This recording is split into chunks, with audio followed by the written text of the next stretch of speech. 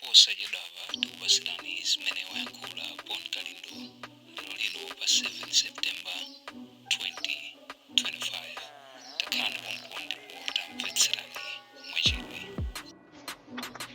The DC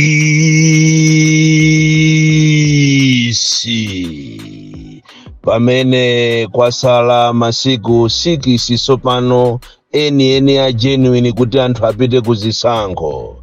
Komanso pokhala lero la Mulungu ndafuna ndikukumbuseni matchalichi nonse kulikonse kumene muliko, komanso Amalawi nonse kulikonse kumene muliko, kuti ngati mmakonda dziko lanu kumbukirani ndi kupempherera, valani mu mtima mwanu nkhope ya chilima.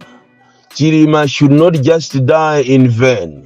Ndipo pamene mukukonzekera masankho amenewa ndikupempheni Amalawi nonse kuchokera ku Msanje pakana kuchitipa, nkhotakota pakana ku Mchinji, kunena kuti mukhale mukukumbukira Saulos Chilima amene pakana lero mopanda mantha mansala sakuziwika kodi zinayenda bwanji. Munthu anali wodzichepesa uja okonda dziko lake. There is no way Amalawi tingamuyiwalire Saulos Chilima. Ndipo chisankho ichi chikhale cha iyeyo, chisankho cha Saulos Chilima amene ankafunafuna kuti dziko ili lizakhale lokoma, dziko ili aliyense azayimbe lokoma, dziko ili aliyense azakhala mwamtendere, amene sanatukwane munthu, sanamenyane ni munthu.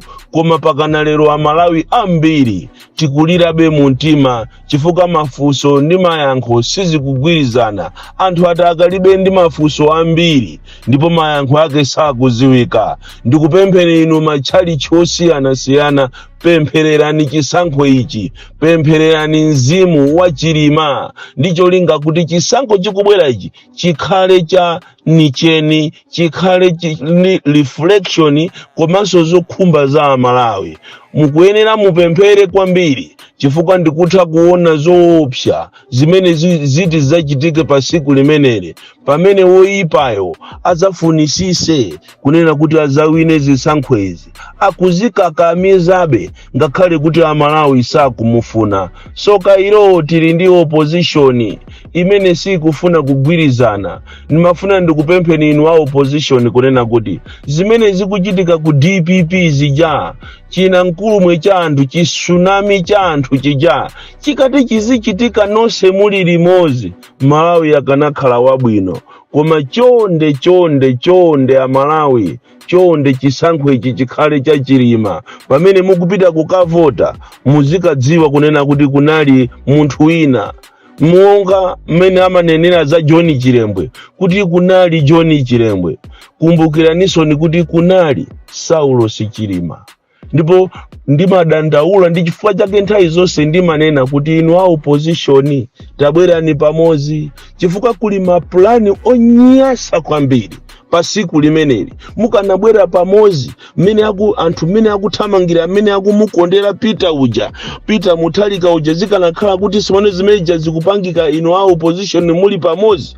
Koma dziko lathu ndilotemberedwa, dziko lathu Satana anayenda wapansi, atsogoleri athu sitikonda anthu athu.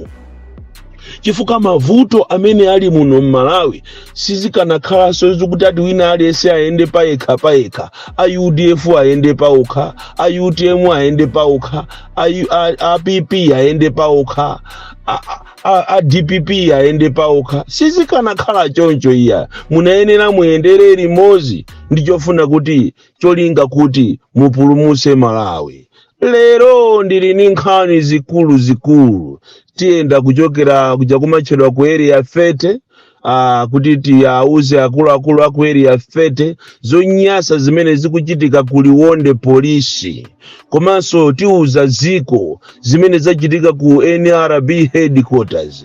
Komanso tikachoka pamenepo tipereka warning kwambiri, warning kwa chipani cha DPP kunena kuti musamale ndi anthu anu amene mukuwatumiza ku Tale Center kupeza ndalama za mabiliyoni, ndalama za nkhani zatuluka.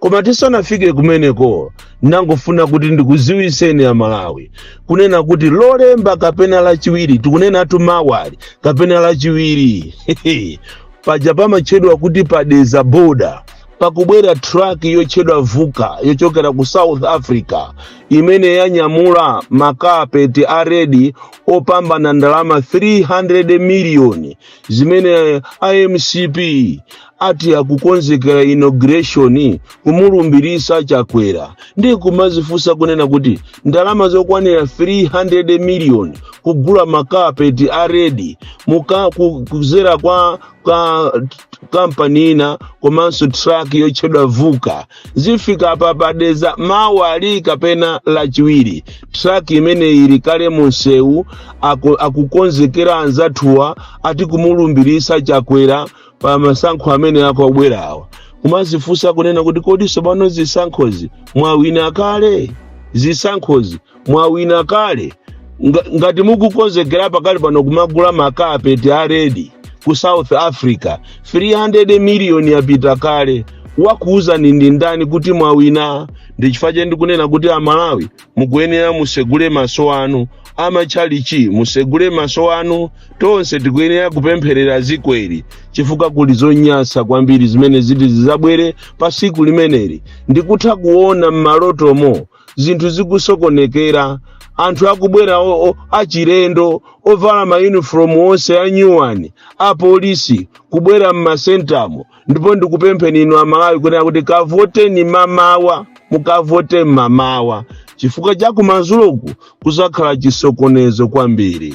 Nkhani yanga yoyamba lero ndikupita ku area Sate kuti ndimuuze wamkulu wa polisi kuti thamangirani kuliwonde polisi. Mutamangire kuliwonde polisi chifukwa kumene koko coordinator wa victim support unit wanyenga mwana underage ndipo kwatuluka kumene koko 1 miliyoni imene yapasidwa makolo ake a mwanayo kuti nkhani imene ikwiriridwe. Izizi ndifuna ndikuuze ngati ineyo the DC mwana woopsa kwambiri nkhani imene itisatira tikufuna tione chilungamo. Inu a polisi mmanena kuti mmayendera malamulo ndiyetu coordinator wa victim support unit kuja kumachedwa ku Liwonde wanyenga mwana wang'ono ndipo pakali panopa nkhani imeneyi ikuyendesedwa mwa chinsisi ikuyendesedwa ndipo anthu ambiri akuliwonde akuyiyang'ana nkhani imene yaone kuti kodi chilungamo chake ndi chiti chifukwa wa polisiyo akubisidwa wa polisiyo akutetezedwa koma nkhani ili pina paliponse kuliwonde kumachinga wa polisi amene ndi coordinator wa victim support unit wanyenga mwana wang'ono. Nkhani ina yomvesa chisoni imene ndikufuna ndi inene pano ndionena kuti boma likubisa zimene zachitika ku NRB headquarters kumene kwasowa malaptop okwanira 15 amene anali ndi information ya zimene zimalemberedwa anthu nkhani ya zisankhozi muli information data ya information yokhuza ndi zisankho. Nkhani imene ikoma ikukwiriridwa inapita ku area 18 ndipo kunabwera lamulo lonena kuti instruction yonena kuti tazisiyeni kaye zimenezo tikuzifufuza ati office level kumfusa sikana amene amasunga makii akurumu imene akunena kuti sini masunga makii ndekha komanso bwanaso anali nawo malaptop okwanira 15 no any arrest palibe amene akukamba atulankhani abisidwa abisidwa nkhani imeneyi alese wasikidwa pakamwa palibe amene akuinena nkhani imeneyi ku NRB kulilongwe kwasowa malaptop okwanira 15 amene anali ndi loaded ni information yokhuzana ndi zisankho zimene zasala 6 days kuti anthu aponye. Nkhani yanga lero chifukwa ndira mulungu yomaliza ndikufuna ndipereke warning ku chipani cha DPP kunena kuti ngati simusamala ma monitors anu amene akutumizidwa ku Tale Center akonzeredwa ka package kawo kandalama kawo kuti apasidwe ndi cholinga kuti azikangovomera china chilichonse.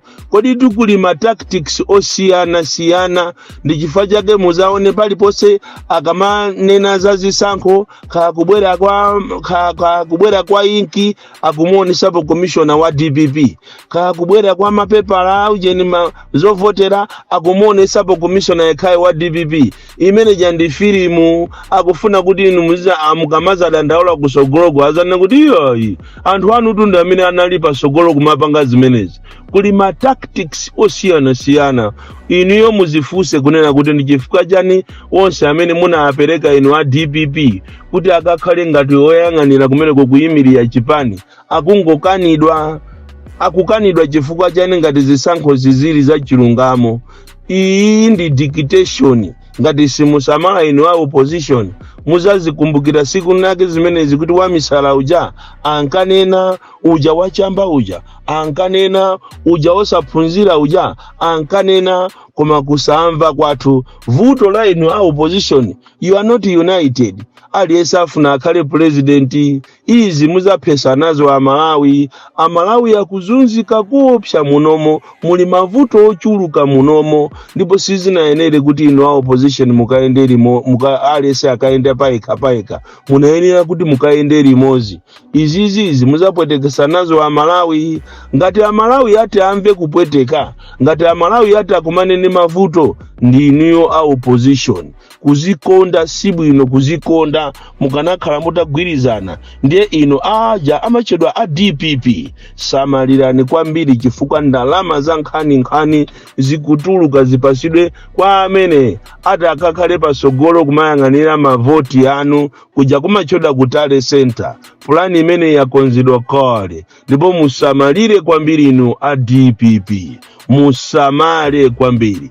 Koma most of all ndikupempheni inu Amalawi kunena kuti chonde ngati mukufuna kuziwa chilungamo cha mmene Saulo siyanayendera, nthawi ndino sopano yonena kuti mukavote mwaunyinji, mulawire mukavote mwaunyinji. Kufuwa kubwerezaso izi muzakumana ni mavuto, kubwerezaso izi anthu azalira, kubwerezaso izi ndi chiyambi cha mavuto.